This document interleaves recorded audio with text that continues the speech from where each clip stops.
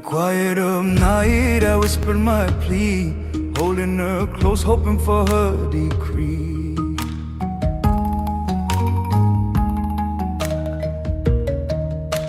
Listen, one chisel, a quick metallic note as stone gives way, and your attention is claimed. That single strike is where a story begins, the curl that follows, the way a petal leans into the next leaf. I'm Samnang Bradley. Ancient stones, modern stories, warm welcomes. And today we're learning to read Kbach, the grammar hidden in Khmer Ornament. And I'm Sovan Lida. Right away, notice that Kbach isn't just pretty detail.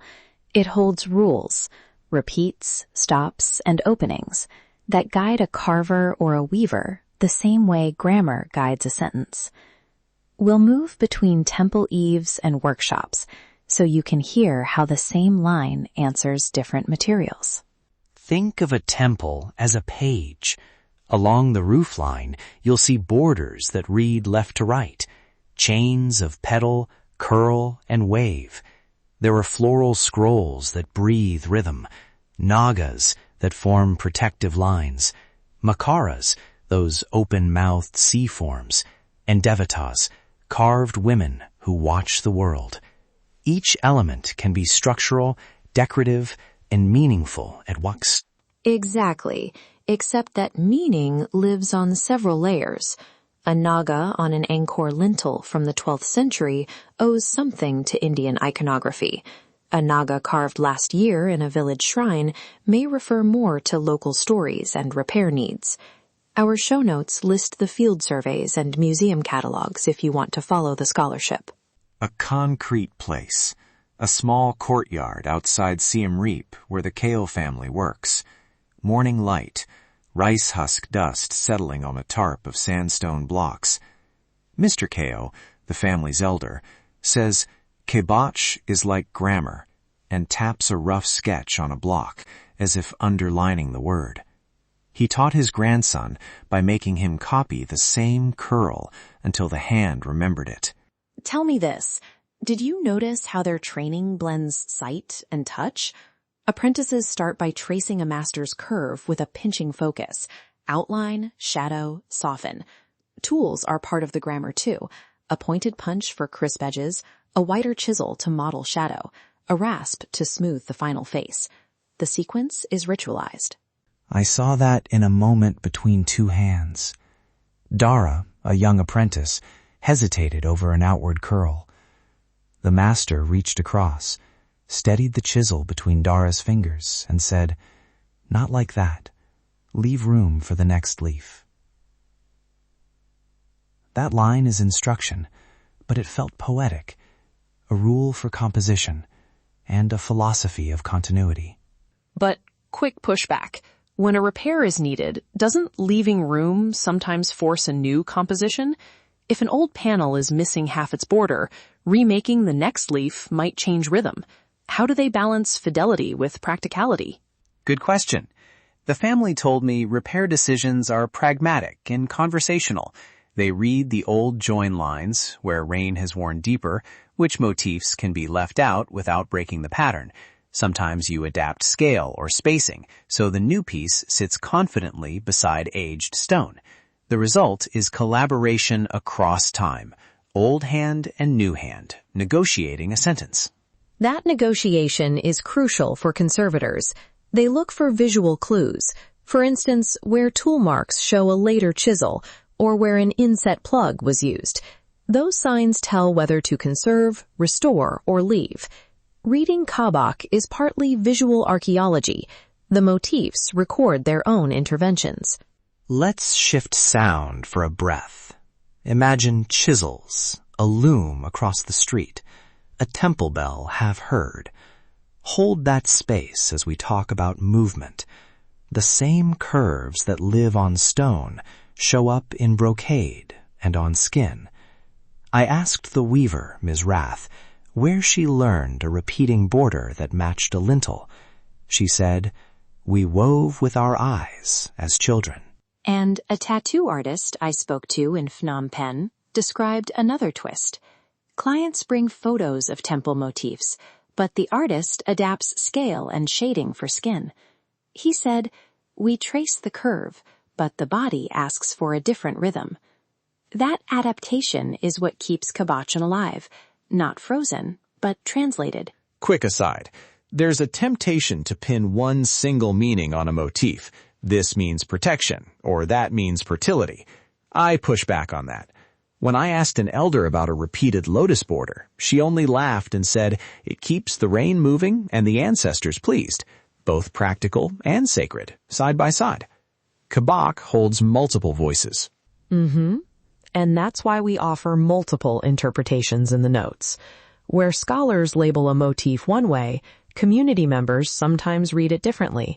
We flag those divergences so listeners understand interpretation is a conversation, not a verdict. A few practical listening and looking tips before we wrap. First, look for the repeat.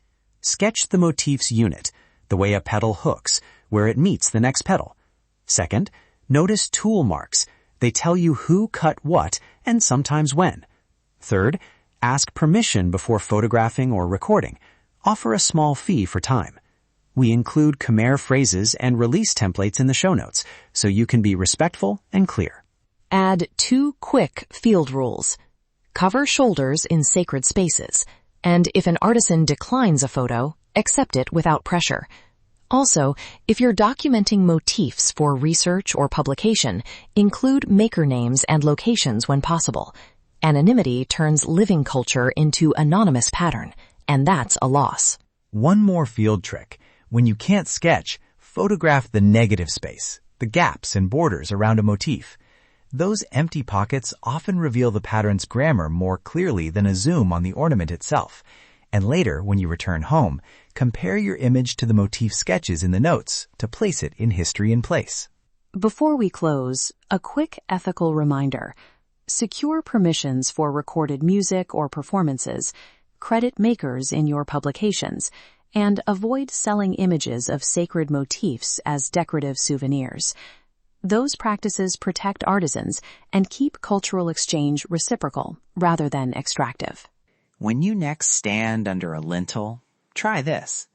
Let your eye follow a single curve until you can almost feel the chisel stroke that made it.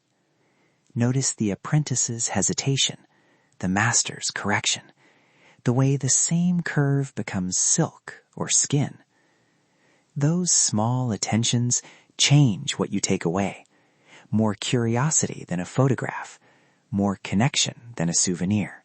And if you want to go deeper, the show notes have motif sketches, bibliography, and templates for recording releases and permission phrases in Khmer. Use them. We made them to help preserve context, credit, and craft.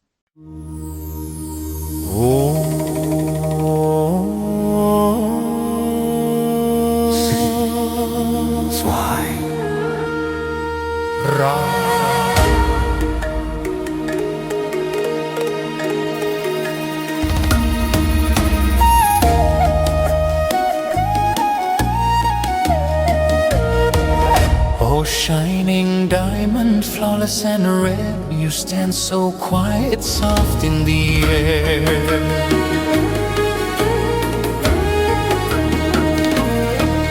I dared not to rush you, feared you'd flee. Your heart too pure to belong to me.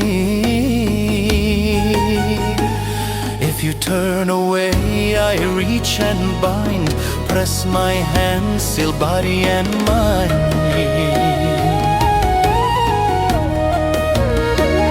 Your brows I trace, your breath I steal. This mark I place is dark and real. From this moment break and fall, hear the spell, obey the call.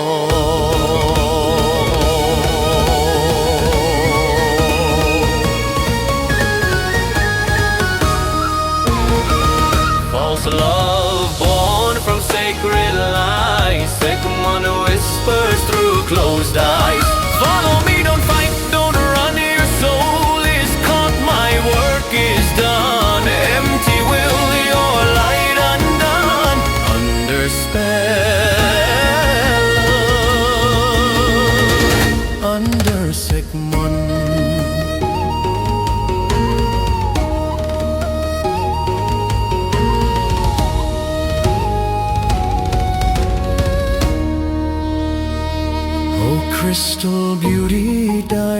bright, caught between shadow, charm, and night.